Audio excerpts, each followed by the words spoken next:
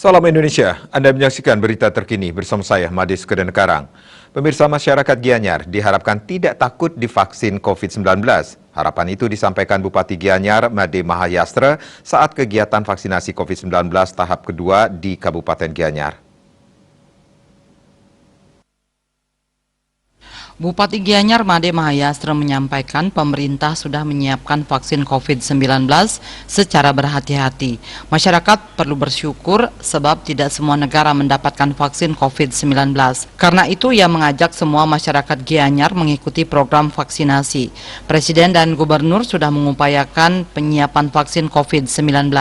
Masyarakat mesti memanfaatkan vaksin tersebut dengan baik. Masyarakat jangan ragu untuk divaksin. Bupati Gianyar mengaku dalam menjalani tugas, pihaknya sering bertemu masyarakat secara langsung dan berisiko terpapar COVID-19.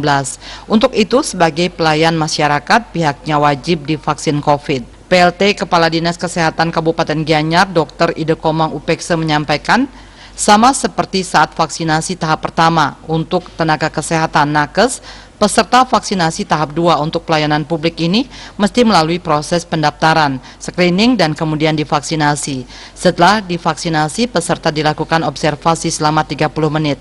Setelah itu baru bisa melakukan aktivitas.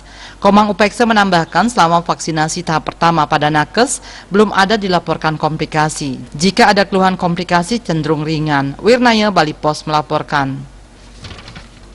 Pemirsa, untuk mencegah penyebaran COVID-19, ingat pesan Ibu, selalu terapkan 3M, wajib memakai masker, wajib mencuci tangan, dan wajib menjaga jarak, serta wajib menghindari kerumunan.